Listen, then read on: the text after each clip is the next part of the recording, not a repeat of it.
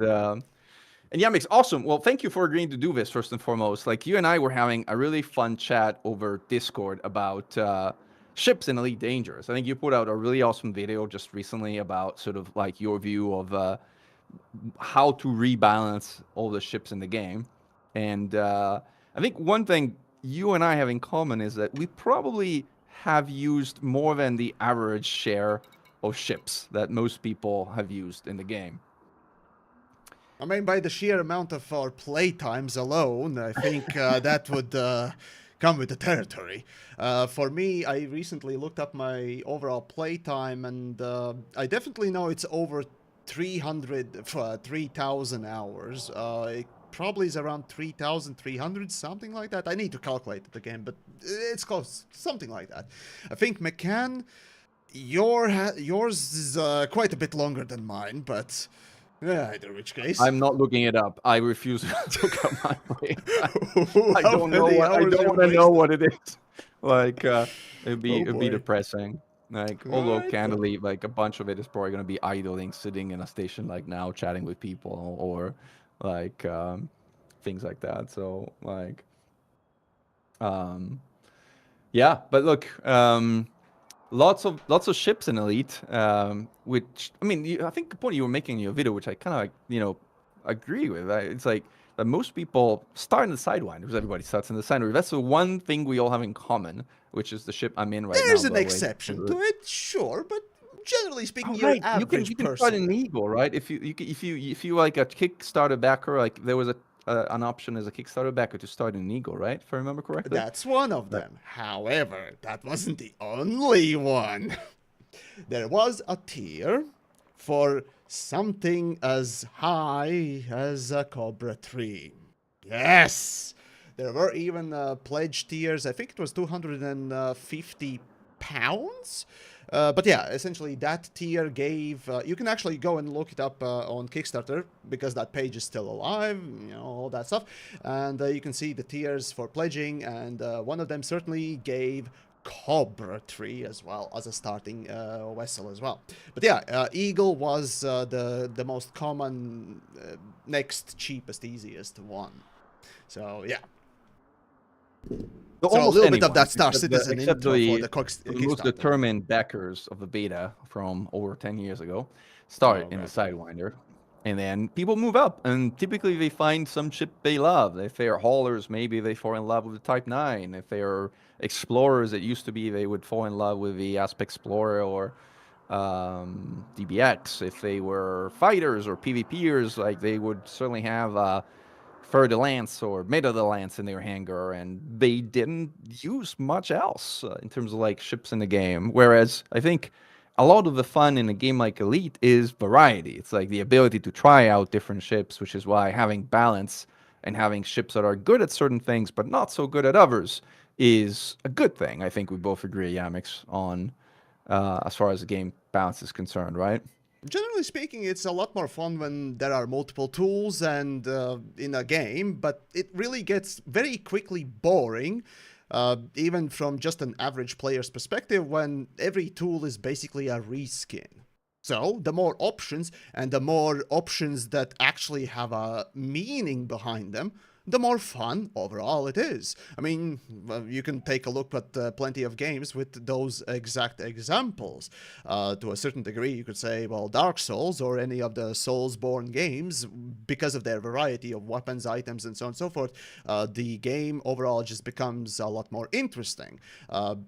So yeah, having weapons that, or items, generally speaking, that have their place in the world, actually not being just a straight-up upgrade, is a lot more interesting environment to explore and play in. So, And, I mean, starting then from the Sidewinder, again, iconic ship that everyone started, or most everyone, as we just talked about, started in, which you're basically saying, don't touch it. It's as good as it should be for a starter ship, which, by the way, I completely agree. If anything, I would argue that this little ship is quite underrated. As in, the Sidewinder handles incredibly well. It's really fast. It's really agile. It has a low profile, so it's kind of hard to hit this ship. Like it's pretty good at avoiding damage, um, and it's kind of unique in ways that I think make it, to the point we were making earlier, actually quite a bit interesting. It's a ship that has the smallest thrusters in the game together with a hauler, but it's quite a bit heavier than the hauler, which means that it's probably the most sensitive to mass of any ship in the game. Like if you actually synthesize limpets and put 4 additional tons of cargo in your hold, because yes, Elite can actually create matter out of nothing, amazing thing that the game is able to do. The ship will actively slow down like some 30, 40 meters per second once those limpets hit your hold. Um, I don't know. I'm a big fan of a sidewinder. It's a really capable ship that I find incredibly fun to fly, and I mean it's also iconic as a starter ship. Generally speaking, yeah, overall the ship is the starting point. I mean, unique is one word to give it if you don't want to say that it's but ugly, but there's that. I mean, what Oh, other come on. space But ugly? No, man. what Look at other this. space game It's a will let you beauty. It's a beauty, but ugly. Like, look at this. It's like, It's a box. it's absolutely beautiful and stunning. No, we disagree on this one. Like, Fair enough. woo! Well, the thing is, I mean, what other space game will let you fly a literal, just a polygon, essentially, as a starting ship? Literally, the testing audiences for, AAA games would immediately say, well, a player should feel somewhat cool, and again, Eagle would be the immediate sort of the next proper pick for a proper starting ship to make a new player, the new user feel cool. But Elite Dangerous says, nah, take this, take one of these and screw off. Hey, at least this one has textures. The original one didn't even have textures. It was like a wireframe model. So I think this is a big upgrade compared to what was originally it's original, was. but original. Let's see. Original Elite Dangerous started with a Cobra, didn't it? I think it did start with a Cobra 2 or Cobra 1, I think it was. But whatever the case, yeah, it was wire frames. But however, well, the last game in the series was Frontier 3. Well, regardless, I think Frontier First 2 Encounters. It was yeah, Frontier First Encounters. either one of them started with a version of an eagle rather than a thing like this, essentially, if I remember correctly. It's been a while I since think I you touched actually those things. you had different in Frontier Elite 2 and in First Encounters, which is really Frontier 2.5. You had different starts, so you could start with different ships with different number of credits, if I remember correctly. It's been a while, so don't quote me on that one. I don't want to load up that, frankly speaking, not particularly good games It was on my PC. awesome. It had Fargoids. You could actually meet and talk to Fargoids, unlike in this one. Like they even give you a Fargoid ship to fly, like which you can Sure, only dream in of in that this game. Like, sure, in that sort of a sense, when you're just looking at the game series itself, yeah, it's an upgrade. A problem is that at the same time when those games came out, even your average space game tended to be a bit more graphically and visually aesthetically more pleasing. That was on a technical scale, yes, Frontier still managed to do a few things that were really interesting, but gameplay-wise, those weren't particularly fun. We can argue about that, but regardless, visually speaking, it definitely wasn't the most aesthetically upgraded or pleasing game on the market. So yeah, once you look outside of that Elite niche, ooh, you'll find some more interesting examples. Plenty of them, indeed. But regardless, returning then back to the ships themselves. So yeah, when it comes to Sidewinder itself, essentially it's a good starting point for the stats and basically just, well, maybe not aesthetics, but regardless, it's a starting point, and for what it does, what it can do, it's perfect in my view, and yeah, there's no reason really to change it, because pretty much everything else is going to be an upgrade or a side grade.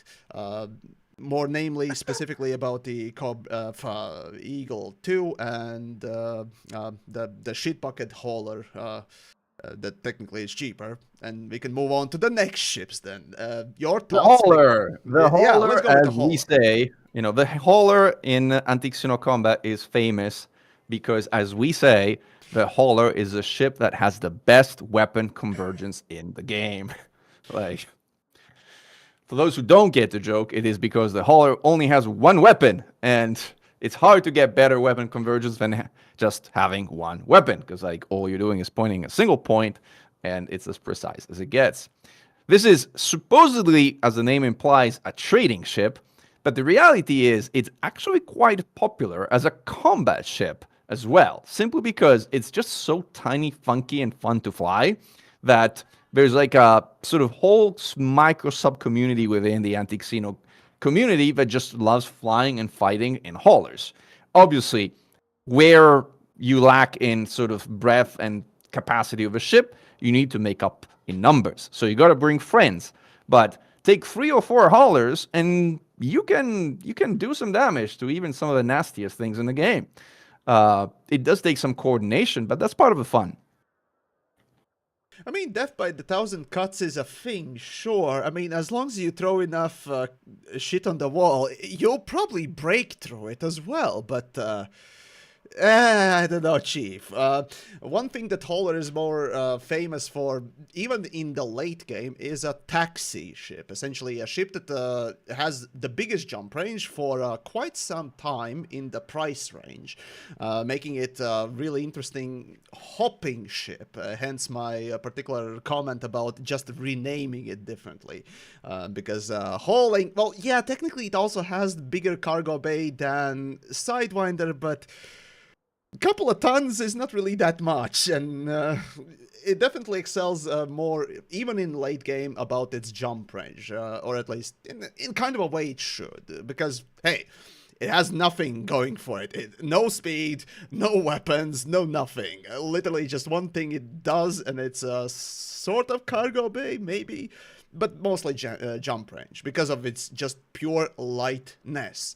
And when it comes to it, yeah, my suggestion in my big ass rant was essentially that really more of a comment about how the ship is sold in the game's store. And big problem about the game store is essentially you look at every ship that is out there. Essentially on my screen, I have that, and it's all E-rated plus some bizarre amalgamation of crap in optional compartments, which literally obscure either the max jump range or even pure E-rated ship's stats.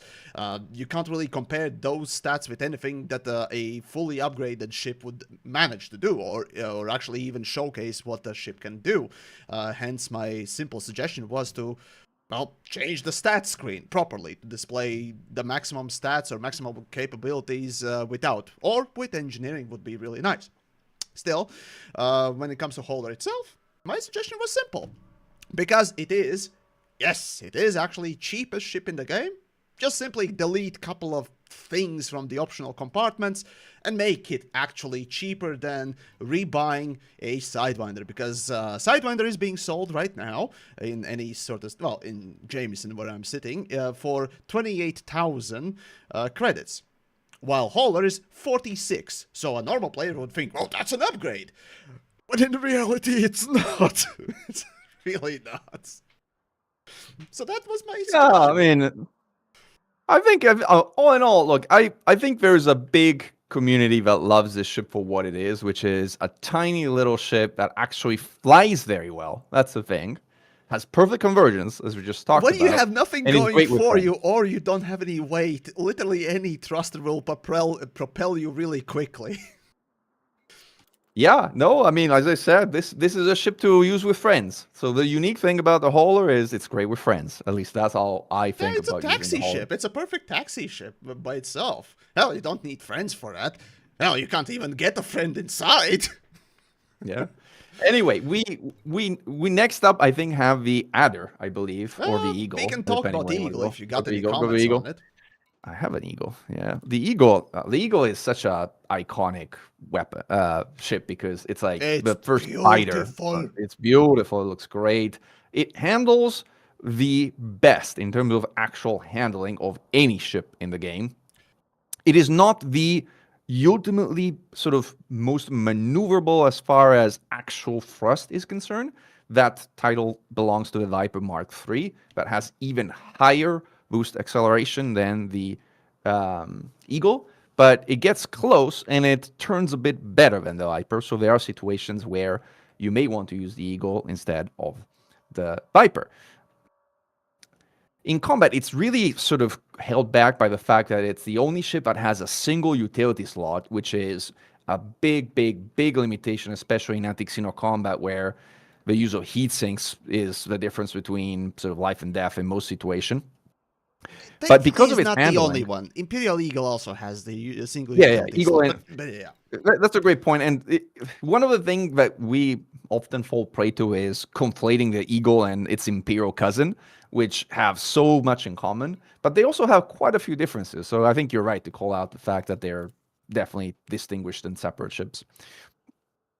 But But the yeah, Eagle is popular in hooning, like as in flying around, sort of like with acrobatic maneuvers around a particular destination, and it can handle itself in a fight. It is the smallest ship that has taken down a Hydra interceptor solo without leveraging bugs or tricks of any kind. So, in proper hands, it can fight. well, when it comes to Eagle itself, right, it still technically does hold the distinguished title of the most maneuverable ship in the game, by which we mean essentially the combined rotational speeds of your pitch roll are the highest. Yes, technically.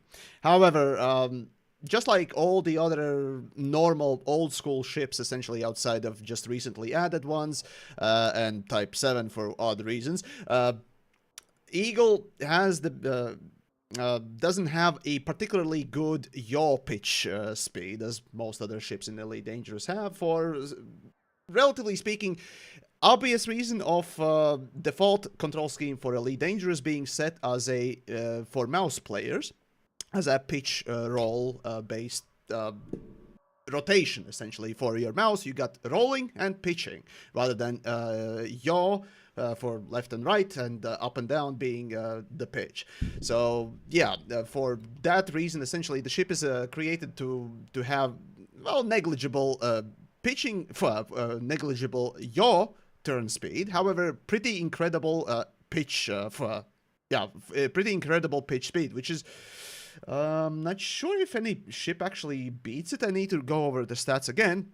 But the thing is, maxed out, yes, technically, Eagle is still best, but barely. And I mean barely by less than 10 degrees a second.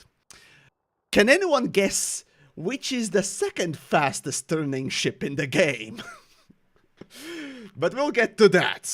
So yeah, now Eagle, generally speaking, is a side grade to a sidewinder. It's geared towards the combat, and what a change it is.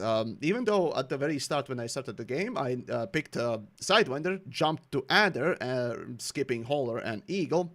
But I really shouldn't have, because boy oh boy, once I started making those reviews back in the day, picking up Eagle was such a bizarre epiphany that it looks incredible, both outside and inside. And of course, it pilots really, really nicely. As for the end, for the late game, when you pretty much can pick up any ship in the game, sadly, there's not particularly a good reason to pick it up these days. But as a side grade, as a starting ship, I omitted this from my video, but I wanted to suggest additional game change. For the ship itself, it doesn't need change, because, well, it serves its purpose, and it technically should still serve the purpose of being the most maneuverable ship. Racing minigame would be really nice to have in Elite Dangerous, but that's a far-fetched dream that we can only hope for, which, let's be frank, is probably never going to happen, but regardless.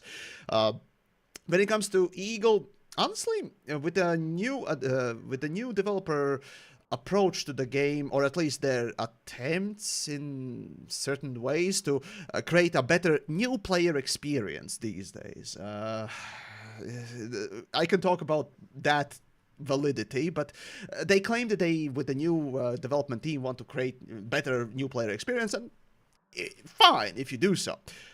So, here's a suggestion that I didn't mention in the video. How about let any player start the game and choose between sidewinder, eagle, or hauler, because all three of them are equally good. However, each one does something a little bit different.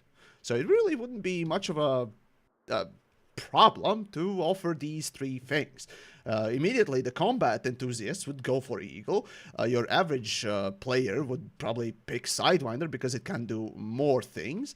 And those who want to do trading immediately would see haulers appeal. So why not? But that's just my suggestion.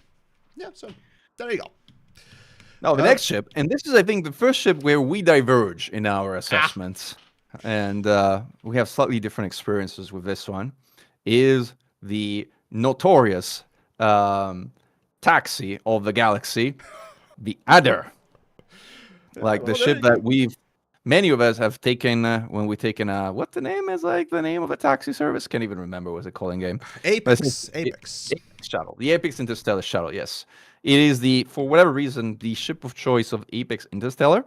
And you are like, this ship is fine. I wouldn't change it. And I'm like, this ship really sucks. It's like the second worst ship in the game in my book. Okay. What's wrong with it?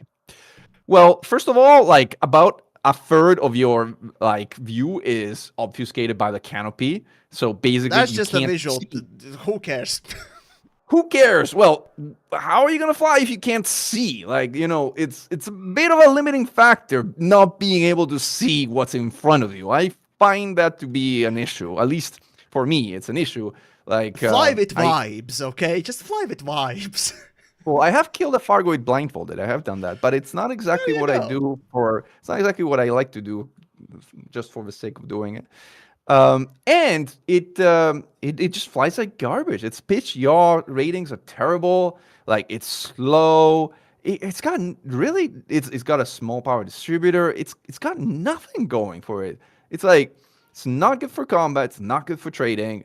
Like I guess they put it in a taxi role because it's literally the only thing I can imagine it being kind of somewhat not completely terrible at. Well, here's my counter to that. First of all, it is the first cheapest ship that you can immediately pick that has a multi-crew seat. So you can experience all the multi-crew bugs for yourself from the get-go early on. That's very exciting. Baby.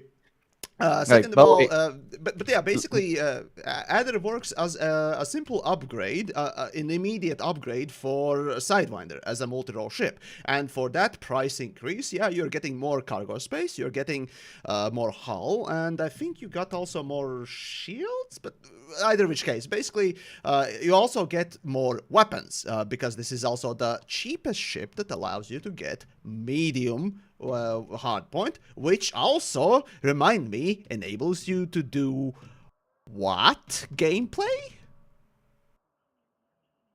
The miner? Subsurface yes, exactly. Mining.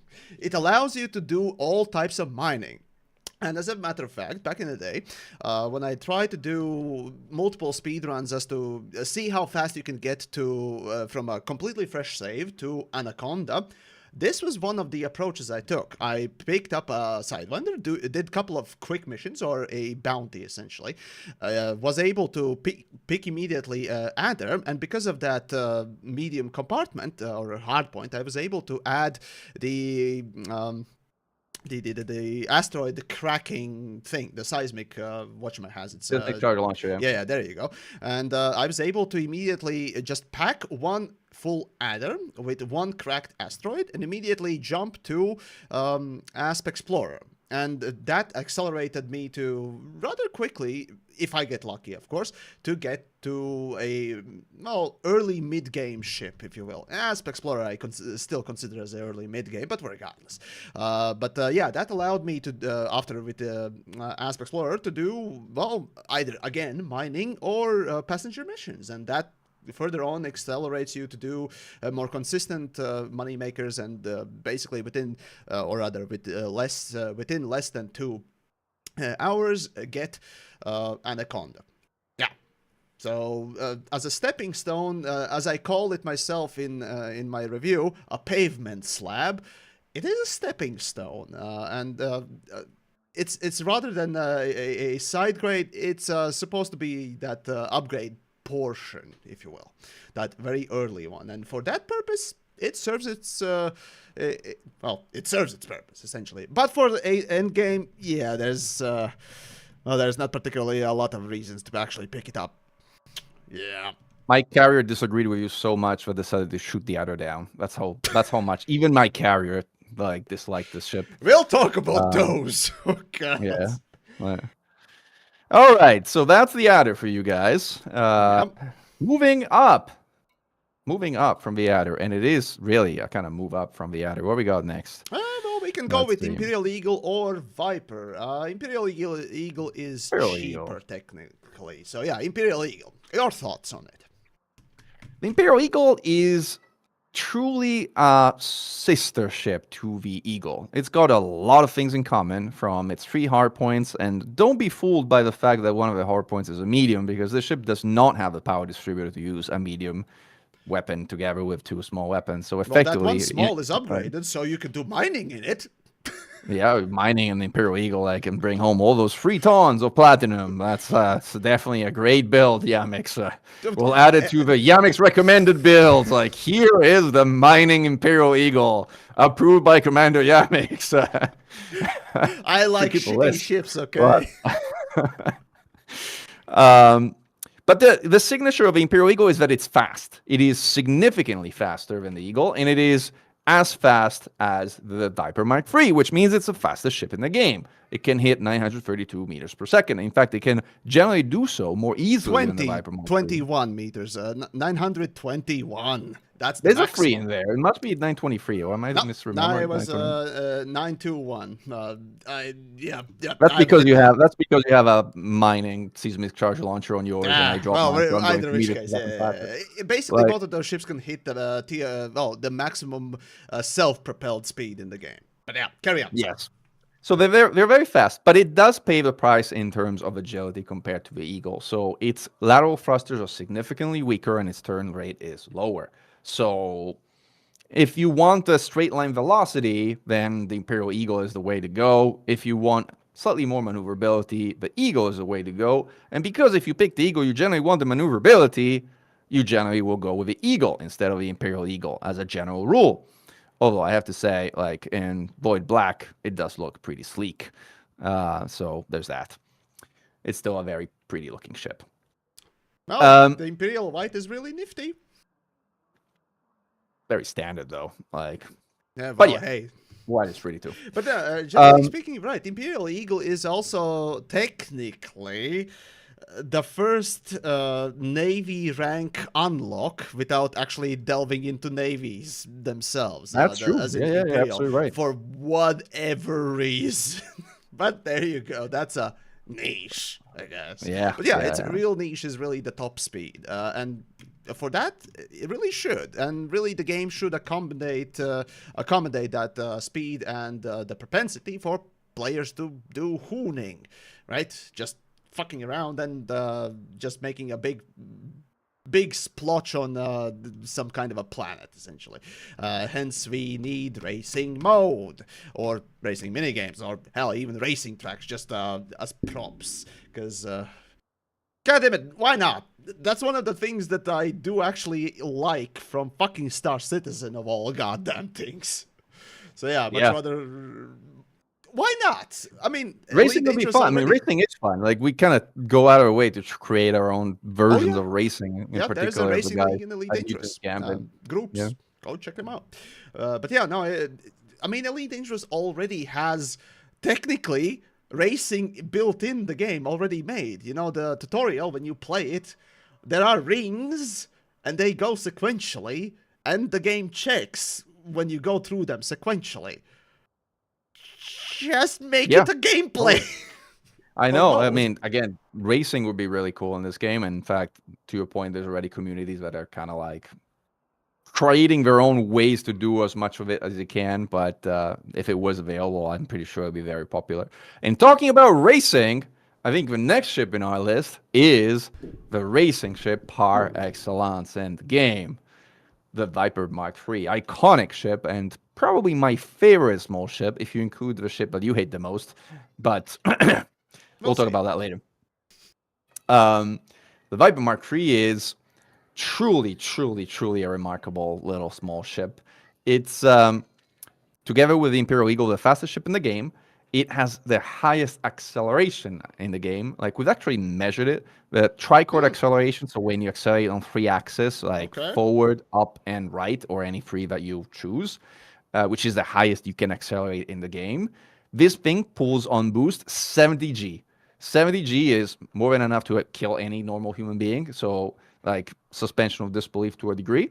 But yeah, this thing boosts. When it boosts really, really fast. Woo! And as a result, it is the preferred ship for hooning, together with the Eagle, depending on whether acceleration and control or the ability to turn is desired. Which, by the way, is one of the things that's kind of somewhat never shown in the game and never particularly rated, is how strong the lateral thrusters of a ship are, which in practice determine how the ship flies more so than its ability to pitch, yaw, and roll, for the most part. If you sort of take some of the It's of course part of it, yeah. Yeah. And this ship, I mean, this ship can fly, it can fight, it can race, it's probably the only thing it can't do is jump very far and carry a lot of cargo. But other than that, this is one of the very best small ships, and yeah, used to be my favorite. For the price it's in, it's absolutely magnificent. I mean, 2 mediums to 2 small weapons immediately just puts it quite a league above pretty much every other combat ship before. For the very small price, and it matches all the medium ships that are coming afterwards up until, oh god, I think we get to Diamondback Explorer, which is a couple millions worth of ship, which beats it in damage overall. Yeah, right? Everything up until then is basically the same. Poorly. So yeah, and flies pretty poorly. You know, the DBX, I'm partial to the DBX. I've flown it a lot. I like it, but it flies really bad. That's not what it's for, after all. But when it comes to Viper 3, yeah, it's astonishing how many unique aspects it really has. But yeah, overall, it's a phenomenally great entry, an upgrade, essentially, to pretty much everything outside of Adder, I think. I think Adder actually had more cargo. Yep, Adder has more cargo space than Viper 3. So if you're gonna go for trading, then you're probably gonna skip to the very next ship. Oh, right. Also, when it comes to my suggested changes, nothing. Absolutely not. I think it's kind of overpowered in some way. So no, Viper stays. But yeah, we agree. This is one ship. Woo! This is one ship we agree. The Viper is awesome. Indeed. So next is Cobra III, the iconic poster child of the game. So my suggested changes for it were none, because, well, it is quite a bit more expensive. In fact, more than twice as expensive as Viper 3. It hosts basically the same hard points, the same utility points. Sure, it has more hull, but less shields, and it goes quite a lot slower. However, compensates that in that price, as well as in that maneuverability and speed, with quite a lot of more internal space, making it a true all-rounder, perfect mid-ground of the early game. So yeah, I mean, the Cobra Mark III is probably the first true multi-role ship. I don't know that any of the other ships can really be called multi-role, because sidewinder, I mean.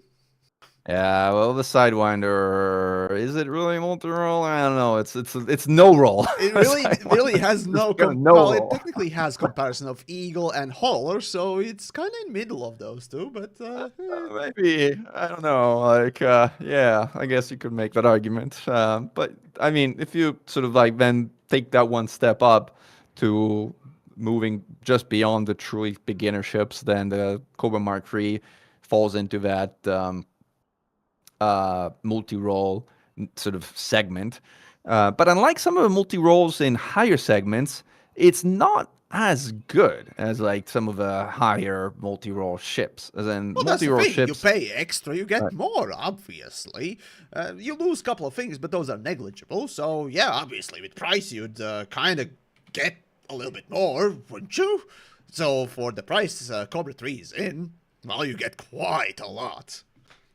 Yeah, I'm trying to think as to like this is compared to other ships that we talked about it right now. This is probably one of the ships I've used the least, and I'm trying to think in the back of my head like why is that? Like, because I don't know. Maybe it's because it feels in my mind that it's so not unique. It's like the reference in the game, right? It's like Jameson's ship, and like it's iconic in a way, but it doesn't feel special to me.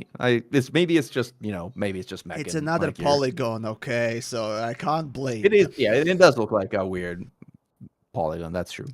But for me, that was my actual third ship after Adder. I jumped immediately to Cobra 3, and yeah, it came with quite a lot of upgrades. Overall, it was a straight upgrade for Adder.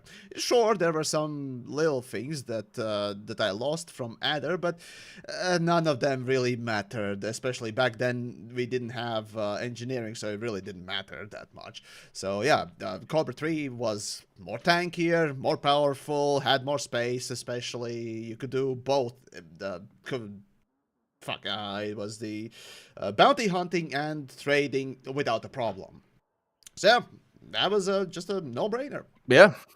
What we got next? What is it? Viper Keelback or 4. courier? Or the Viper 4. I see. I even forgot that ship exists. In fact, it's one of the few ships I don't have in my hangar. So you'll have to do the talking because All right, evidently I so know very little about the Viper 4. right, Viper 4, surprisingly and somewhat interesting and yet at the same time derivative work. I mean, it is a literal just remodel or you could say basically just a Viper 4, Viper 3 with a ship kit on, which, I mean, it looks like it, doesn't it?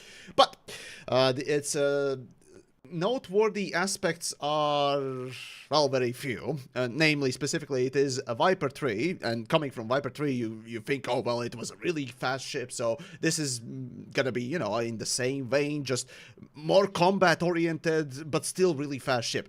No! It loses quite a lot of that speed, and what it gains is literally, at least it used to, have the highest hull amount any small ship could carry. Until just recently, and we'll get to that.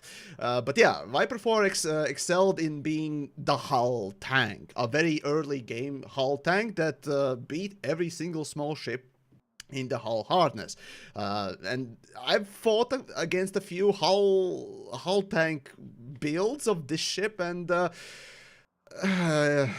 my suggested change was more specifically about the fact that the game itself needs to change in order to facilitate hull tanks themselves, decrease also the impact of shields in many different ways. We could talk about that for days, but essentially running a hull tank in Elite Dangerous just doesn't work. It sucks. The game is basically almost it actually is forcing you to run shields at any time because of just the insane amount of module damage, the lack of ability to properly protect yourself against it, and many other little things that basically make hull tanks just not that viable. So yes, Except in anti-Xeno combat, because anti-Xeno is... That's the exception. So, yeah, that's the exception. Yeah. Anti-Xeno is really a very late added in game's life cycle use case for a hull tank. But outside of it, well, sadly, Viper 4, because it loses quite a lot of speed and gains that hardness, I mean, it doesn't have the stealth capability, and hull tanks essentially always get just butt fucked by missiles immediately. Like, just no question about it, just immediately. So that's the sad reality of it. So that's why it doesn't work. Like, the game needs to change. Yeah, I agree. The Viper Mark IV kind of like could really use some love. Where are we going next? Where we go next on the list? Next we got Diamondback Scout. Oh, the DBS. Ooh. Yes, your thoughts on it? I have it. I have a DBX here. I think I don't know where I put my Diamondback Scout. I have it somewhere else probably, or maybe I sold it. But the Diamondback Scout is generally considered the mini chieftain in the AX community because it handles and fulfills a kind of a similar role. It's like agile. It's got reasonably good firepower. It's got like a decent like power distributor, and it's got otherwise pretty decent combat characteristics. So that when we before sort of all the new ships came out, it was probably considered the best combat ship for AX among the small ships. Like the the Viper Mark III was also good, but its internals are really limited. It's got power plant issues, got other issues. The DBS just was that sweet spot of distributor energy, weapon configuration, and handling that made it just work. So very popular in combat as far as small ships were concerned, obviously before the ship that shall not be yet named came out. Yeah, right. So Diamondback Scout, it's a rather interesting, very underlooked. It's kind of a stepping stone ship again. Although it is the first ship with 4 utility slots, which is one of its unique aspects. And my suggestion for it, oh god, do I even remember what the hell did I suggest for it? Fuck. Oh crap. Right. My suggestion was definitely increasement in jump range. Essentially, when it comes to Diamondback Scout, well, it has a downgraded internal space than Cobra III already had. So it's technically it is a multi-role-ish, although technically the game counts it as a combat explorer. Okay, well, if you're gonna go combat explorer route, well, then you would obviously understand that, okay, it has some decent combat capability, which it has in the weapons, which are the same as the Viper 3 as well as Cobra 3, for quite a lot more price.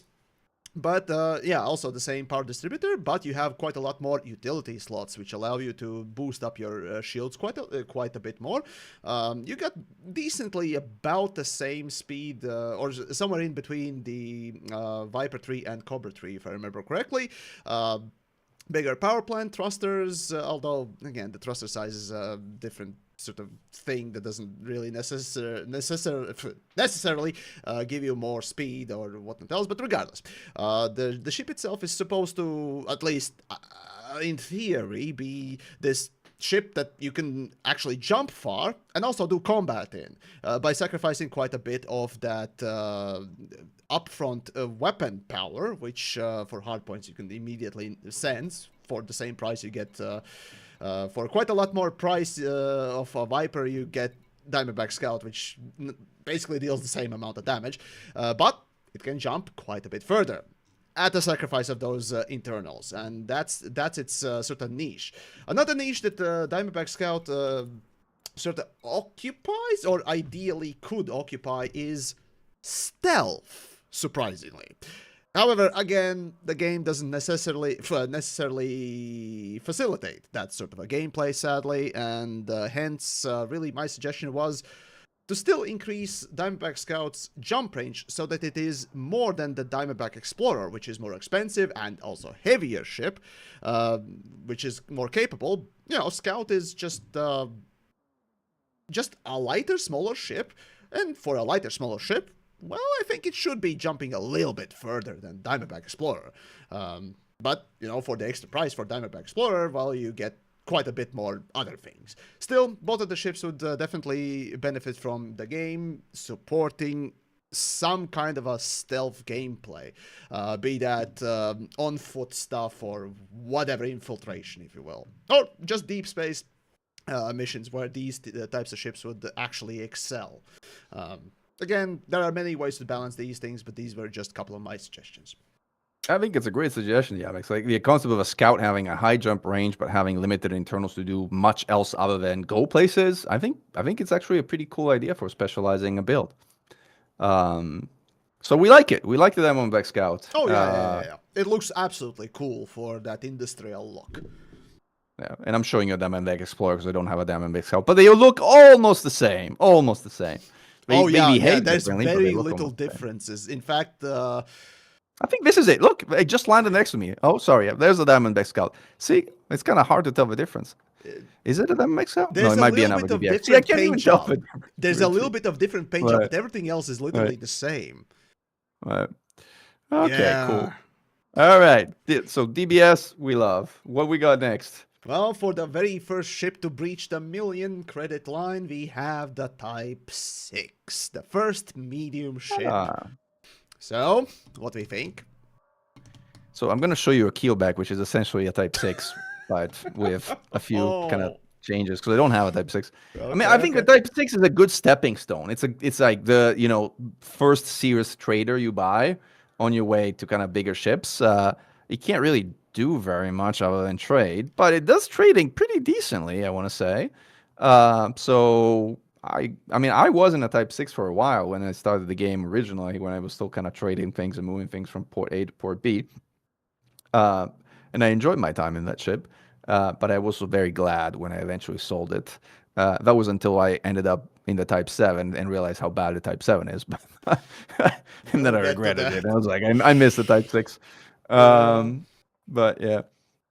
All right, so Type 6 is a really interesting ship because it's almost small enough to be categorized as a small ship, and price-wise it's also between a lot of other small ships. So technically, even though the size-wise it is larger and there's also a shield panel, whatever, who cares? Nobody cares really about that. Type 6 really competes with all the other small ones. And when it comes to all or nothing type of a ship, really Type 6 is the case for just a straight up, this is trading ship, as the Type 6 transporter name implies and everything else. Until, let's see. Yeah. Type 6 actually does beat all the small except one. Uh, all the small ships in cargo space as well, showing that bigger size category also brings in quite a lot more or less restrictions when it comes to the internal compartments and so on and so forth. However, there is one interesting thing about Type 6 that actually quite a few people have realized very early on.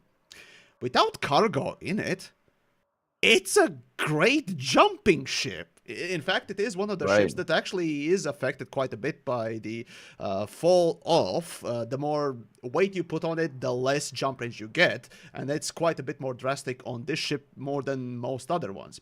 But if you strip it So far, completely, in terms of Yamik's build, we got the mining adder, and now we got the exploration Type 6. it We should works. we should keep Say a what you, list. it works. The thing is, it genuinely has a really good jump range. I currently don't have the list of the furthest jumping ships, but Type 6 ranks pretty high. I think it was in the top 10 before the new ships arrived. So yeah, it I'm pretty really sure is it's in the one of. top 45. So yeah, overall, it's a surprisingly good exploration ship, if you will. And yeah, you can bring pretty much everything along outside of course, a multi-crew personnel or a fighter. But you know, we'll get to that. So yeah, Type 6 overall, it's well, it's a fine Man, ship. you have to make an exploration build for a Type 6. I'm gonna post it all around, man. Like a What you have mining to build for the adder create, and an max out exploration. FSD, You and you're have to. You done. have to. Right. I mean, it's mandatory at this point. Like But we yeah, gotta have it. but All yeah, right. So that's for my that's the Type suggestions 6. changes, yeah. Great exploration ship. What we got after the Type 6? What's on our list? Dolphin. Next The is Dolphin. that is a ship I know, and that is a ship I Although I love. think, hold on, how much did Cobra 4 talk? We'll talk about Cobra 4 after this one, but yeah, Cobra 4 I think was cheaper in between these two. But regardless, Dolphin, let's go. Thoughts? So we skipped the Cobra 4. Now, unfortunately, my Dolphin is parked 3 hours away from here in Shindes. But so as you can see from this picture, the Dolphin I use is my taxi. It's my taxi ship. The Dolphin is unique in a number of ways. Like the main thing for which makes it the most unique is actually its heat characteristics. It is the coldest ship in the game by a wide margin.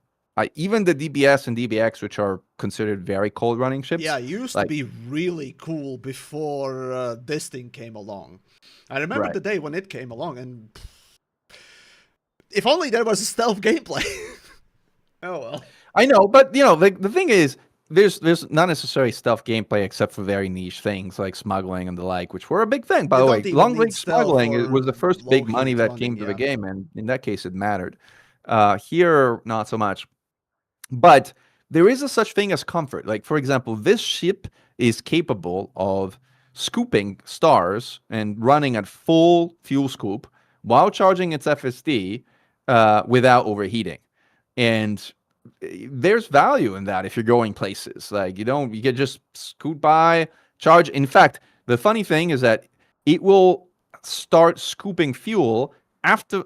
So the fuel for the jump is taken out of your hold when the countdown starts, not when the countdown ends of your jump.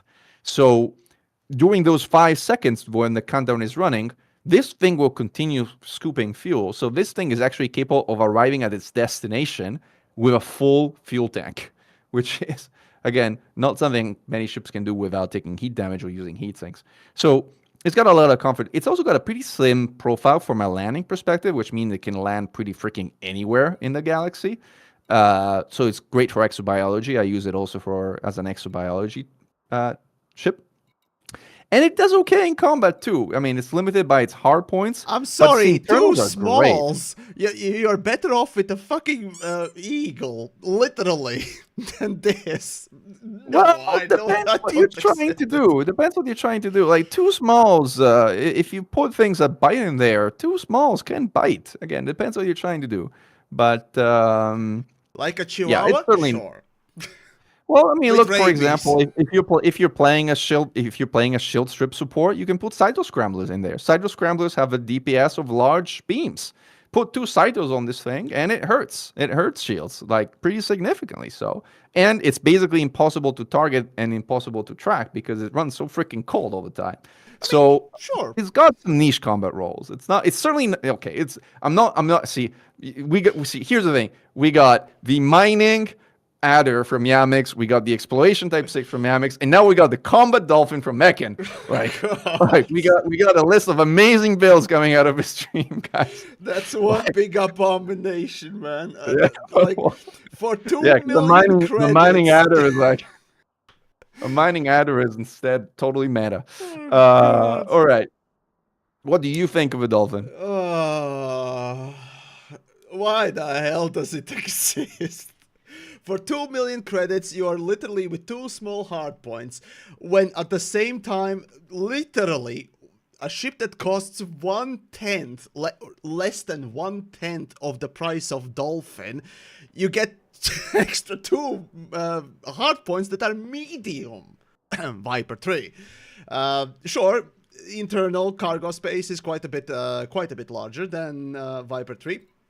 Though it does not beat Type 6. So, well, like with all the South Kruger ships, Dolphin as one, and, well, outside of the previously mentioned little heat uniqueness, shall we call it, well, Dolphin's really only purpose and unique aspect or niche is in passenger missions, allowing one luxury cabin. The funny thing is, I completely forgot that the Dolphin is actually classed as a passenger liner.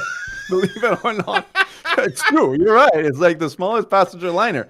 But God, in my mind, passenger ships, passenger missions are such not a thing. Yeah.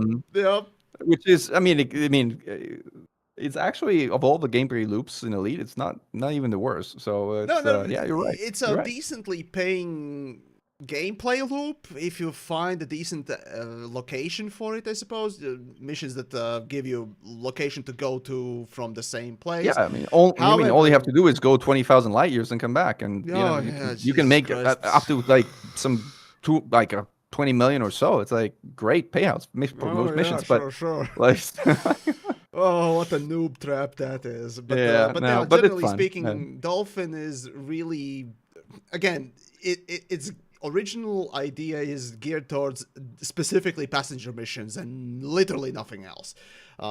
So for that, the game itself fails it immediately because the passenger missions themselves suck. And more specifically, there's no particular role for any of the South Kruger ships. You'll find the same critique about all three of them due to the luxury cabins literally barely ever, if at all, being better than first class cabins or cabin missions, essentially. They pay basically the Speak same. for yourself. I'm taking a luxury cabin. You can go. You can go in Oh, the by all economy means, or yeah. cargo hold if you want. Right? Be my Right. guest, of course, yes. But generally speaking, yeah, a rebalance for the missions, first of all, is required, and second of all, actual emphasis and some kind of support for passenger missions, generally speaking.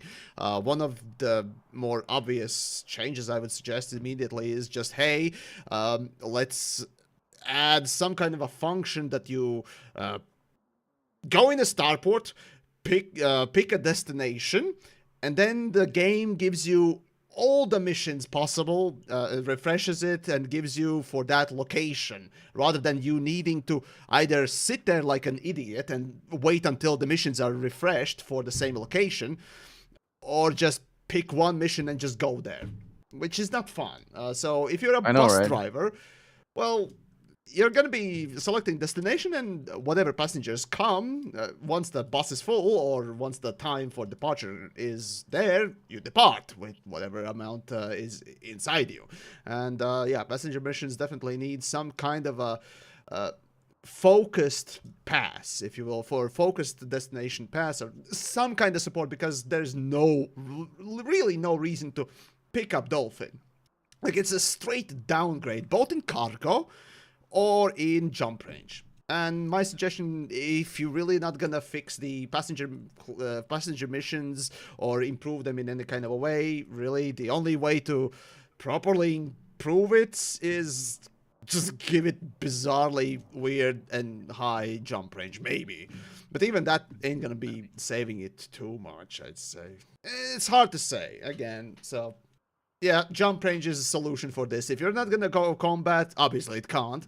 If you're not gonna go What do you crazy, mean? I just told you that there's Mechann's Dolphin combat build. Like, remind me, are you better off with a Viper in that scenario, or a well, Diamondback depends. Scout? I think so. If you need internals, like internals, Dolphin does better than the Viper Mark III. Like if you need to run cold, the Dolphin Okay, does type better than 6. Viper Mark III. Type 6 Okay, for type 6. combat. Well, Literally that the I mean same that's hard already points that's already taken as an explorer, so we can't It's refocus literally the that. same ship, just with Alright, internals being better for type 6. And surprisingly also jump range, I think. Oh wait, no, Dolphin was higher. Dolphin was higher, but it still needs a bit of a Dolphin can boost. jump. Dolphin is a good taxi. Yeah, well, that. All right, so what we got after Cobra Dolphin? 4. Let's go with Cobra 4. Cobra before we 4. go Well, into I don't have Dolphin, it. Do you have a Cobra 4? Did you No, pre-order I don't Odyssey? have access to it, so Neither I'm of just us gonna have use it. Cobra Right. 3 for this one. Imagine that So it's we red or something. neither of with us some know ship this shit. kits. So yeah, Cobra 4. Do you know anything about it?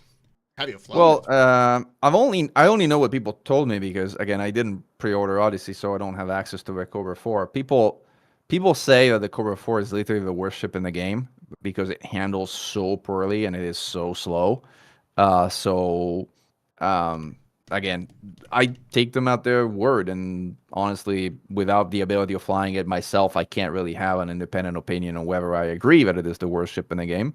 But it does look like it handles extremely poorly, and it also suffers from like being laden and being weighed down a lot. So combat builds of a Cobra Mark IV tend to have half of their optional internals kind of empty for purposes of not weighing it down excessively, which really cripple its top speed and handling. So I mean, it's a little bit of a trap. Like if you look at the hard points, you're like, hard points look enticing, but then you don't have the power distributor to kind of use them, and you don't have the ship that is really able to turn at all, while or even move much.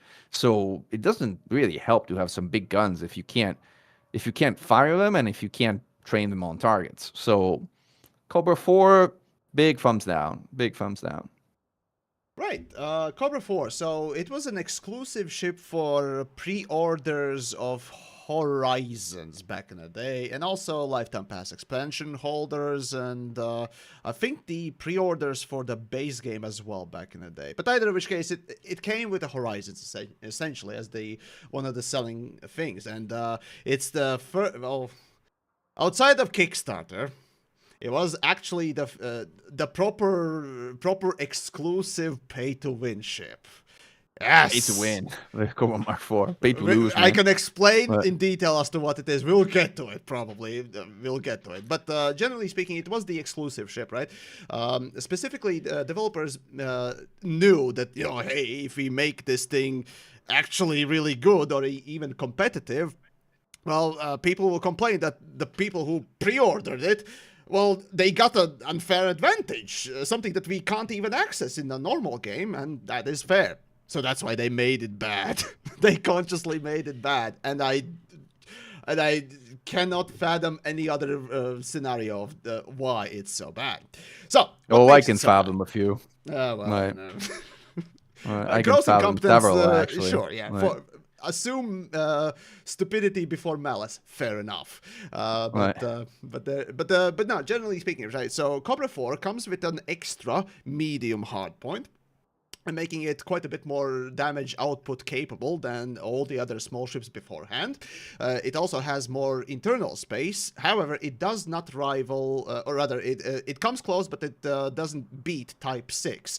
So, generally speaking, the unique aspects of Cobra IV was that it had the biggest cargo capacity of all small ships. Until recently. But yeah, generally speaking, it also had, let's see, if I remember correctly, also damage outputs? Maybe Diamondback Explorer actually had more damage output, and of course, yeah, Diamondback Explorer has more damage output than Vulture. Yeah. But yeah, but generally speaking, it excelled in the cargo capacity. Also, it had quite a bit more hull, and much like Viper 4, Cobra 4 also just bulked up, essentially. It took the Cobra III, the Mark III version of the ship, just slammed more Viagra into it, and lo and behold, the thing barely can move with the big dong that it has. So that's kind of a problem. Generally speaking, the maneuverability, top speed, everything just suffered because of that. But you had more hull, and I think a little bit more shield as well. But regardless, it was just more tanky, more damage, but barely could move in comparison. Hence, it was really not that useful. However, for trading, well, it would be really good, but sadly there are no stations or places that accept only small ships. So, Cobra IV had to compete with medium ships. And there is already a ship that is quite a lot cheaper. Right now, no, Cobra IV was actually cheaper than Type 6, but regardless, you got Type 6. You have to compete with Type 6 that has better jump range and also more cargo space. And in the trading, it just could not compete. Hence, the best aspect of it that it has, which is the cargo capacity, fell out the window just as soon as you could afford Type 6, and sadly you could do that very quickly. So yeah, Cobra 4, for those very reasons, just simply sucked ass. So question is, how do you fix it? Well, my suggestions, well, you could really fix it multiple ways. You could give it more, first of all, unexclusive it. Screw the old Horizons pre-order people. Again, it's been long enough time. Just give us new ship, and Cobra 4, as shit as it is, just why not? Pure and simple. After all, Elite Dangerous is now combined base game with Horizon, so yeah, I don't really see a reason why to keep it exclusive. Either which case, when it comes to how to fix it, well, you can go the route of Viper 4 and slam even more hull onto it without beating it. You need the game changes to support hull tanks in the first place, or just give it more jump range, or maybe, yeah, generally speaking, just give more jump range, and it would immediately have a little bit more use, even though it is more bulked up Cobra, essentially. So yeah, it would have some sort of a stepping stone kind of a property to it. But it's still pretty hard to sort of balance it in between all the other ships that it is surrounded by, namely Diamondback Scout or Type 6. Basically, we agree. It sucks. Yeah. All right. Oh, gods. Okay, we got Diamondback Explorer. So, thoughts DBX. on next DBX? This is a ship I spent quite a bit of time in the saddle of, so I know this ship pretty well in terms of how it flies and how it fights. Obviously, it's meant to be an explorer. It's got the jump range, it's got decent internals, although it does suffer from having an undersized fuel scoop, which makes scooping with the Diamond Explorer annoying. It has excellent thermals, like its sister, the Diamondback Scout. Not quite at the Dolphin levels, but better than anything else in the game. So there's that. And from a combat perspective, it has a pretty decent power distributor and a large and two medium hard points with pretty decent convergence. So this ship, even though it's classed as an explorer, actually hits pretty hard. The flip side and the balancing fact of it is that it flies pretty poorly. It really struggles to turn, and it doesn't have quite the acceleration of its smaller siblings. As a result, the way you fight in this ship, at least in anti-Xenar combat, is this is the first ship that is what we call an obligate boost orbiter, which means you need to be on that boost and you need to be essentially constantly boosting for this ship to fly anything unlike a brick. Because if you fly it off boost, the ship is a flying brick. But if you boost it, it can actually fly pretty decently. And because it has a pretty decent sized power distributor, it can boost frequently enough to be able to sustain some kind of combat characteristics. It hits reasonably hard, as I mentioned. It flies bad, but with boost it flies okay. All in all, this used to be one of the favorite speedrunning ship among smalls until again some of the newer ships came around. So it's a good one. It's a good one in my hangar. I'm glad I still keep it in my hangar because the ship I'm pretty sort of like I like it.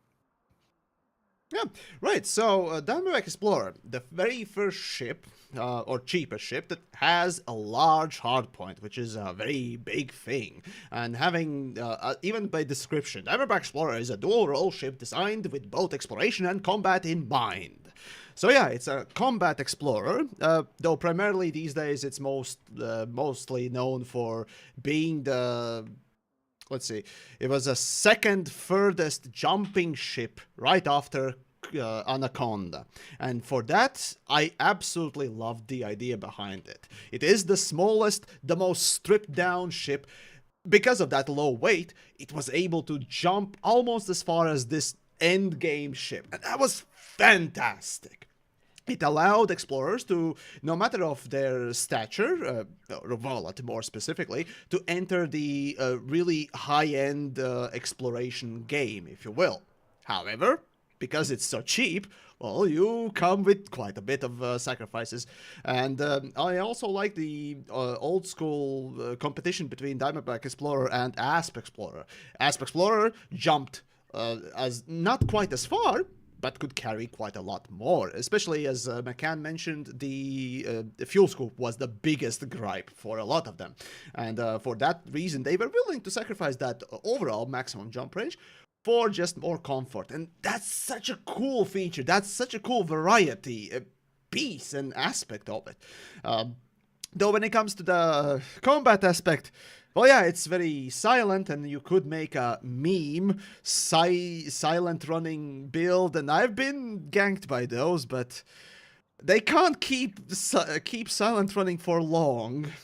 And once you drop the silent running, or even just simply become too hot, without the shield, which you're required essentially for a silent running ship, missiles come out and module damage comes in.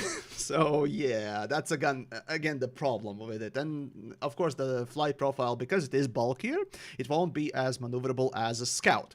So my suggestion was essentially to, well, really do nothing with it. It's perfect as it is, or sort of.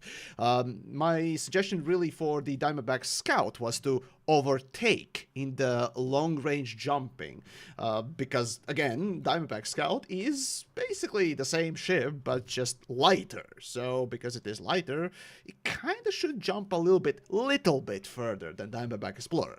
So, maybe. that's really the only suggestion I really have. But still, to this day, I continuously use, or at least used to use it, because of its overall maximum jump range. It was a perfect traveling ship. Not exploration, because, well, you can categorize exploration in 2 to 3 types of modes. Number one, just point A to point B as fast as possible. The so-called traveling exploration. Then there's the sightseeing exploration, which is as Explorer. You pack literally everything you can and live off the grid in your bunker house that you can fly, essentially. In your That's top six. So yeah, and then the third type maybe is just I don't know, some kind of a colonization type of thing, but that's whatever. So yeah, basically traveling versus the comfort exploration or sightseeing type of exploration. And Diamondback Explorer was the traveler, while Asp Explorer was the sightseer. And that sort of a fighting between those two ships was wonderful to see and really cool sort of decision you had to choose, whether you liked more jump range or more comfort. That was really cool aspect of those two ships. Until recently. Speaking of... Right. Yeah. Speaking of, should we talk quickly about the 2 remaining small ones and then get to the final ship that has not been mentioned and maybe shall not be mentioned? So, actually, yeah. We have the keelback. Keelback is medium. Yeah. Oh, you're right. It's classed as medium. Yeah, so Is we it only really? have I thought it 2 was- small ships, and that is the Imperial Courier. So, But Imperial Courier. the type 6 is also medium. But whatever. Like, you jump back and forth. Yep. What we got? We got the Imperial Courier. the first Imperial cheapest Courier, unlock for the Navy on Imperial side. Wasn't it the Imperial Eagle? Did I skip it? If I was just talking Imperial about it. Eagle is the cheapest one that you automatically have unlocked. It technically has a rank unlock, but you never need to do anything because it's a rank 0 unlock. It's just simply listed as, it belongs to us, but you don't need to unlock it. I see. That makes no sense, Empire. but I see. Yeah, so the Imperial Courier is fantastic combat ship, and one of the most beautiful ships I think in the game, as far as like the details are concerned. The cabin is so pretty. In fact, it was copied to make the Corsair. The whole ship was templated to make the Corsair because it's so pretty. It's very fast. It hits pretty hard. Weapon convergence is not perfect, but it's pretty good, and it can mount 3 mediums, which for AX weapons is perfect. It's pretty much all AX weapons are like. It's just consistency with the ship. It's great. But so big fan. Should we, in the interest of time, Yamix, because I'm gonna need to bounce in like 2 minutes and a half. Should we talk about the ship that shall not be named? Oh, from the mediums, from the small ones. Okay, well, sure, yeah. Oh God, Cobra V. Oh God. Thoughts. I have pretty strong opinions, so you go. Yeah, I think we all agree. I think this is another one where we do agree. I think we agree on 80% of the ships, by the way, so far. It's a good hit ratio. Well, the Cobra V is the best small ship in the game by a significant margin, and probably a bit too overpowered as far as like small ships are concerned, because it does pretty much everything small ships can do in the best possible way. It's also a blast to fly. It's like really, really fun to fly. But yeah, maybe it's too good. Right. So Cobra V, the third. Yeah, the third. And it looks pretty sleek too, so you call it that, but it's also looks really cool. No. The number 3 in the line, if you will, from the new age ships. Yeah, I know how I pronounce the word third. You turds. Oh, yeah. I see. But no, generally speaking, right, so when it comes to hard points, obviously it has the 3 mediums and 2 smalls, which is, I think it should be the same as Cobra V, or was Cobra V with 3 smalls? Either which case, it's essentially the same or better as Cobra V.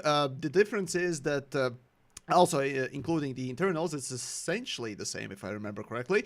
Utility mount size as well, the same thing. And when it comes to optionals, it is quite a bit more spacier than Cobra IV. So, generally speaking, it is an upgrade in all manner of sense than Cobra V. So now, no longer it is slow. No longer it is. Well, it is also bulkier. Oh wait, no. Hull-wise, I think Cobra IV still was bulkier, but generally speaking, shield-wise, definitely it was higher. But the most important part, that the thing that really makes Cobra V so incredibly great, is just the insane amount of speed you can cram into it, paired with really good shields, or at least for the size, and a super small profile. So essentially, it's a boom and zoom in. Technically a multi-role ship, when it really is a phenomenal combat ship. And the word little bit for overpowered does not even reach the truthfulness of what this ship is, essentially. And it's just disgusting to see the amount of things you can do with it, and the power it actually offers. Sure, it's a small ship and it doesn't deal insane amount of damage, but try hitting it with the speed of around 650 meters a second with full gear, and especially high recharge shields. Basically, you can't kill it. That's the thing. I'm a PvP noob and whatnot else, but I've seen this thing in action, both as myself flying this similar version, as well as being literally. I mean, the PvP version of a Cobra teabagged fight shielded, though. Believe it or not. It's well, I guess for the 2 million price. It's both. Well, it's not quite as fast as Imperial Courier, but the amount of damage it can output, as well as just general survivability and power that it brings, both in survivability, in health-wise, speed, and especially maneuverability, it's just unparalleled. It's quite a lot more heavier than Imperial Courier, and yet Imperial Courier, a ship that is barely under 100 tons, or I think it was twice as light. Yeah, almost twice as light as Cobra V. It barely can it can't outturn Cobra V. Imperial Courier is light, super light, but it just can't keep up with Cobra V. Except for straight line speed, of course. There's a difference in that, but that's it. When it comes to everything else, it just shreks. And when it comes to cargo capacity as well, it beats Type 6. Or, well, maybe not exactly. It has, I think, 2 tons less cargo capacity than Type 6. Wow, what a balancing act. At the same time, Cobra V also has very similar jump range. Not quite as, let's see, actually. I need to resort to, again, looking at the charts of the furthest jumping ships, but it basically has both good jump range, both good, not good, but great combat capabilities, and of course, jump range and cargo. So essentially, in all manner of sense, it's, technically it is nearly twice as expensive as Type 6, but it basically is just Type 6 with bolted on, not just Cobra 3, but a Viper 3 on top. So, sorry, but no. When Imperial Courier is barely, well, it's more expensive, just and it should excel in combat, it doesn't beat it. Like, how does that make sense? I know, it's crazy. It's really good. It's really good. It's the best small ship, I think. And I wonder why it's so good. I know, right? That's a mystery it's a good question. to me. It's a good question. Well, you could have asked that question about the Type 11 in this pre-release version until it was eventually adjusted, let's call it. But that's a story for another day. Yeah, Mix, I'm timing out here. Thank you so much for joining me. I had a lot of fun. Love chatting with you about the game. You don't want to finish on Vulture? You don't want to finish all small ships? Yeah, well, what we got left? Vulture is the last small ship. Vulture. The Vulture is not a small ship. The Vulture is a medium ship which pretends to be small. It's like a flying. It's like a flying shotgun. It's a flying shotgun that has massive power, plant issues, which is a good thing. We were talking about it, like, because it creates that kind of limitation trade-off discussion. At least did so before engineering came about in a major way. With engineering, it's a bit more flexible, but still, like, it's pretty unique flying shotgun. Um, Again, yeah, Mix. Are you going? Are you on Twitch or what? Where are you streaming? I am streaming on Twitch and YouTube at the same times and all that stuff. I'm Then let everywhere me. now. If you want to keep going, let me raid you on Twitch Oh if I God, figure out I'll how be to do it. ending as well. Might as well Are just you ending put a as good well? If we're kibosh good. on this one as well. Well, So let me see no if there's need, no anybody need. kind of that I would sort of raid in here. No Who need. are we? Again, I'll end myself as well here rather soon. But Mickey, yeah. Nobody I know. Nobody I know is streaming right now. So, yeah. or nobody I would consider rating. All right, folks. Then thank you again for joining us today. We had fun. Appreciated you joining us for this little chat about ships and Elite Dangerous, and glory to mankind. Of course, anti-Xenon and all that. All right. Yeah. Right. My thing is still going, but I'll finish on the Vulture on my end. So All right. yeah, but See you thanks again guys. to Mechann. Go check him out and all that good stuff. I'll have the links down below, or should be either which case. I'll make sure to put them in there anyways. You can find them on primarily YouTube, making all sorts of videos, and I do recommend it. Right. Now you see two of me. Cool. All right, that's that. Yeah. Okay. Second cam is off. Right. Let me finish then on a Vulture, since we might as well finish it. So, Vulture, generally speaking, is the absolute min-maxed combat ship out there. It has two large hardpoints, biggest of any other small ship that is possible, but technically deals less damage than Diamondback Explorer, because two smaller class hardpoints deal less overall damage per second than one larger class one. Still, the point is, the point of Vulture essentially is this absolutely maxed to the limit size vessel to fit in that size category. To barely be called that category's ship, if you will. Dealing as much damage, being as combat ready as possible. It sacrifices as much as possible in order to be that combat pinnacle within that category. While at the same time, Imperial Courier, which I didn't get to mention, was essentially this super stripped down, super fast, but the very first true shield tank within the category, hence why it's so expensive, even though it is actually hosting quite a subpar amount of weapons and power distributor as well, let alone the internals, which are really small. So yeah, it's the shield tank that focuses on speed, being a shield tank first and foremost, and just that combat capability. Again, like the name implies, it's a courier. It's supposed to be going places and shooting at things, if you will, or shooting at things if necessary. So my suggestion was for it to gain, generally speaking, a little bit more jump range to actually excel in that category. Because even before engineering, or during engineering, even before the new ships were added, courier. Well, first of all, you needed to unlock it. That was a hassle to do. And second of all, it really didn't compete properly. Yeah, it had speed, and yeah, you could do combat with it because of that enhanced thruster that you can put on it, and because of its lightweight. But it couldn't really jump that well. Yeah, it had more jump range than, say, Viper or Viper 4. But not quite as much as, let's say, Diamondback Scout. And that's what it really should be. A more refined version of Diamondback's overall. So, yeah, extra jump range is just simply required. After that, well, Vulture.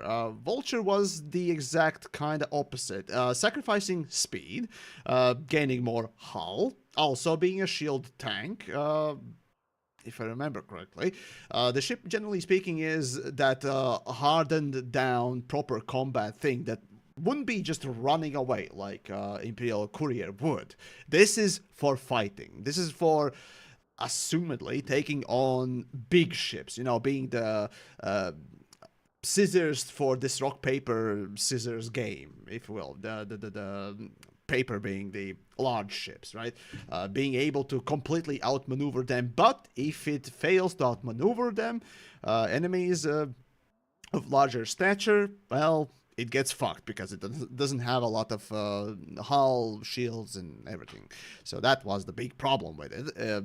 You had to be more maneuverable, and as a matter of fact, this was maneuverable and still is, or at least used to be the second most rotationally fast ship. The yaw patrol combination was not quite enough to beat something like an Eagle. Yeah, Imperial Courier actually was beaten by Vulture as well in the speed at which you could turn, even though Imperial Courier is really light. Like, the hull is, well, 35 tons. While at the same time, Vulture is 230, and yet it turns faster. Well, it's because of that massive thruster. So it has a big thruster, it has a big power distributor, it has big hard points. But not much else when it comes to optional compartments and jump range, one of the big ones that this ship sacrifices. So what do you get for it? Well, you get powerful, barely you could call it a small ship. But the failure in Vulture came in the sense that like, was really slow. Even despite the massive thrusters that it had, it was slow. And it was so slow that it really couldn't compete and beat any of the medium ships. It was really that slow that it catastrophically suffered.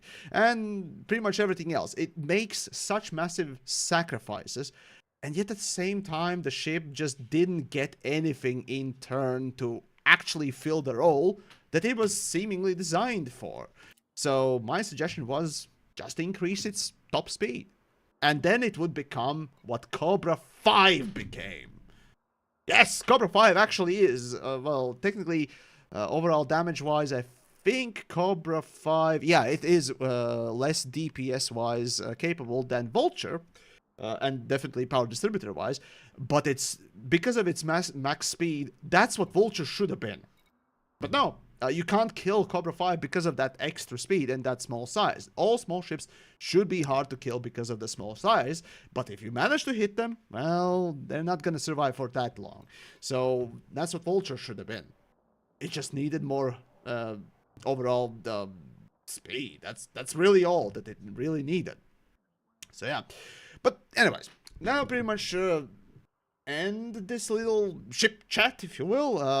Thanks to Mechann for coming along and basically deciding on this sort of a little thing. It was sort of a spur at the moment suggestion, and I was like, oh, well, hey, let's go and make something like that. So that's why we're so late today. But regardless, hopefully you enjoyed a little bit of a conversation and so on and so forth. I'll probably publish this stream as a proper sort of video there on the main channel. And yeah, thanks for watching. And as always, like, yeah, Mechann mentioned glory to mankind and all that good stuff. Of course, check out Mechann himself.